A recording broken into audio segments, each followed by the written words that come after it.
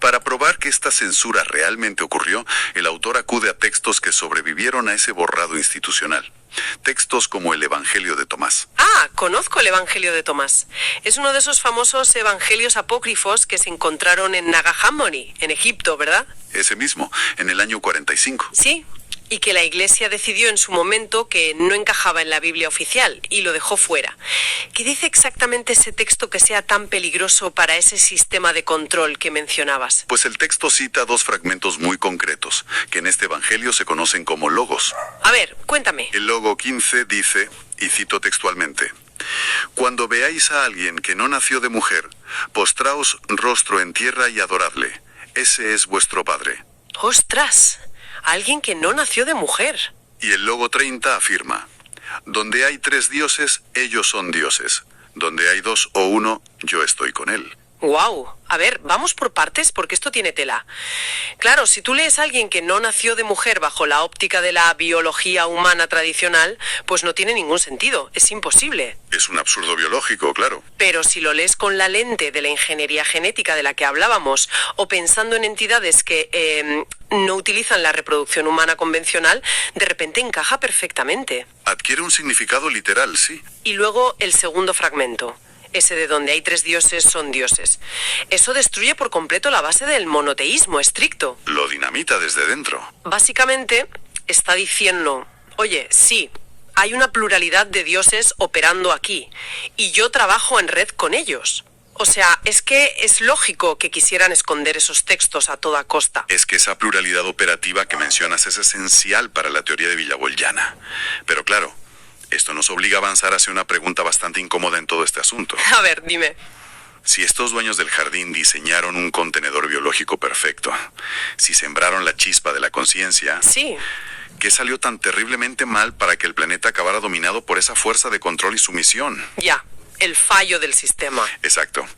Y aquí es donde el texto nos introduce, de lleno, a la fase del experimento fallido. Y nos presenta un concepto clave: los vigilantes. Vale, me interesa mucho entrar en esa mecánica del fallo, porque el autor vuelve a citar el Génesis, ¿verdad? Sí, concretamente el capítulo 6, versículo 2. Que dice, si no recuerdo mal, viendo los hijos de Dios que las hijas de los hombres eran hermosas, tomaron para sí mujeres, escogiendo entre todas. Lo has citado a la perfección. Y para explicar esto, en mayor profundidad, sé que se apoya mucho en el libro de Enoc. Que, para dar un poco de contexto a nuestra audiencia, el libro de Enoc fue un texto tremendamente respetado en la antigüedad. Muy influyente, sí. Escrito siglos antes de Cristo, pero, al igual que pasó con el Evangelio de Tomás, fue proscrito, prohibido y apartado. Casi desaparece por completo de la historia oficial. Exacto, si no llega a ser porque las iglesias ortodoxas de Etiopía y Eritrea lo guardaron como oro en paño y lo mantuvieron en su canon. Y Villabuena le da una importancia capital a este libro de Enoc. De hecho, lo considera literalmente el primer reporte oficial de contacto extraterrestre de la humanidad. ¿El primer reporte oficial? ¡Qué fuerte! Sí. Este libro narra cómo un grupo de 200 seres, estos famosos vigilantes, tenían la misión técnica de custodiar el experimento terrestre desde las alturas. Vale, eran como los supervisores del laboratorio. Exacto. Pero deciden saltarse las reglas del reino de Dios. Bajan físicamente a la Tierra, se unen sexualmente con las mujeres humanas y de esa alteración genética no autorizada nacen los gigantes, los conocidos como Nefilim. Los Nefilim, claro. Y fíjate en un detalle que aporta el autor. Plantea que Enoc, que según la Biblia fue llevado a los cielos sin morir para mediar entre estos vigilantes rebeldes y la autoridad superior cósmica. Sí. ¿Qué pasa con él? Que Enoc es, ni más ni menos, el primer caso documentado de abducción en la historia humana. ¡Ostras! Claro. Llevado a los cielos en una especie de nave para hacer de diplomático. ¿Esa es la interpretación? Sí. Pero aquí, de verdad, tengo que parar y cuestionar un poco la lógica interna de la teoría, porque me cuesta muchísimo encajar esta pieza concreta. A ver, adelante. Es importante cuestionarlo. Estamos hablando de estos vigilantes, que son jardineros cósmicos. Tienen una tecnología capaz de cruzar galaxias, de implantar conciencia en primates. Sí, una civilización de nivel altísimo. Son inmensamente superiores. Y me estás diciendo que todo ese magistral y complejísimo plan de bioingeniería se va al traste simplemente porque un día miraron hacia abajo, vieron a unas mujeres humanas y no pudieron controlar las hormonas. Suena un poco banal, ¿verdad? Suena a telenovela, sinceramente. Suena un comportamiento demasiado terrenal, demasiado humano para unos supuestos ingenieros estelares súper evolucionados. Es una objeción muy válida. Y de hecho, si nos quedáramos ahí, esa sería una lectura muy superficial del texto. Vale, entonces hay algo más. Villagoyana va bastante más allá e introduce una mecánica de fondo mucho más compleja. El fracaso de este experimento no se debió únicamente a un desliz pasional fortuito de los vigilantes. Menos mal. El texto plantea la existencia previa de lo que él denomina el mal, con mayúsculas, que es una fuerza de oscuridad que ya estaba aquí, que antecede a la propia creación humana en este planeta. Y ojo, no lo describe como un demonio rojo con cuernos y tridente. Entonces, ¿cómo lo define? Como una entidad, o más bien, un virus cósmico altamente especializado. Su función primordial es corromper, dividir y tentar los sistemas de luz. O sea, me estás hablando de una especie de interferencia externa, un ataque informático al sistema de bioingeniería. Exactamente esa es la metáfora.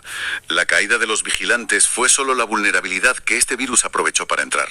La puerta trasera del sistema. Eso es. Fue una contaminación genética y espiritual deliberada, en un campo que estaba recién sembrado. El experimento básicamente se llenó de lo que el autor llama cizaña. Entiendo. Claro, si asumes que el proyecto ha sido infectado de esa manera, a nivel genético y de conciencia, entonces, lógicamente, necesitas un protocolo de contención de daños. Un antivirus inicial. Y ahí es donde entra el famosísimo diluvio universal, ¿no? Exacto. Ahí encaja perfectamente. Porque el autor nos dice que olvidemos para siempre esa imagen de un dios mandando un castigo moral porque la gente se portaba mal. O que fue simplemente un desastre meteorológico casual. Nada de eso. El diluvio fue, según él, un protocolo de esterilización a gran escala. Un reseteo calculado. Así lo define. Un reseteo calculado. Fue una medida drástica, dolorosa pero necesaria para purgar esa contaminación genética de los Nephilim y asegurar que el proyecto original pudiera ser viable a largo plazo. Claro, limpiar el laboratorio. Y de nuevo, lo fascinante es que la evidencia de este protocolo de reseteo está repartida por todo el globo. En todas las culturas, sí. Tenemos el relato del Arca de Noé, por supuesto, pero si te vas a Sumeria, la epopeya de Gilgamesh cuenta exactamente la misma historia de un reseteo inminente y un barco. Con detalles casi idénticos. En Grecia igual, tienes el mito de Prometeo avisando a Deucalión para que construya un arca antes de que Zeus decida arrasar con toda la humanidad corrompida. Es el mismo guión. Pero es que la descripción mecánica más impactante de todas la encontramos otra vez en el Popol Vuh maya. Sí, esa parte es sobrecogedora. Describe a los dioses enviando el diluvio, pero lo acompañan de, cito, resina caliente cayendo del cielo. Resina caliente. A ver, si lo lees desde una perspectiva tecnológica actual, esa resina caliente suena a plasma. O armamento muy avanzado. Armamento avanzado, impactos calculados de meteoritos, desde luego no suena a una simple tormenta de lluvia, es escalofriante si lo piensas. Es que te cambia toda la imagen mental de ese evento histórico. Y claro, volviendo al tema del libro de Enoch y la censura, ahora entiendo perfectamente por qué las instituciones religiosas posteriores lo hicieron desaparecer a toda costa. A ver si llegamos a la misma conclusión. Es que si este libro cuenta que el desastre de la humanidad fue, en realidad, culpa de unos vigilantes cósmicos que la liaron y de una contaminación viral del experimento... Sigue. Pues entonces toda la doctrina del pecado original humano se desmorona por completo. Bingo. Esa es la clave del poder eclesiástico. Claro. Si el error no es inherente al ser humano. Es decir, si no nacemos sucios o pecadores por naturaleza desde el minuto 1. El sentimiento de culpa desaparece. Y sin la culpa humana constante, la institución pierde su papel como única mediadora válida para conseguir la salvación. Ese fue el verdadero motivo de su censura. Había que blindar el sistema de control manteniendo al humano como el culpable de todo. Madre mía, qué manipulación. Y esto nos trae a un punto de inflexión brutal en el texto. Sí, el salto temporal. Porque claro, hasta ahora todo esto suena a un pasado remoto, inalcanzable, de mitos y tablillas de arcilla.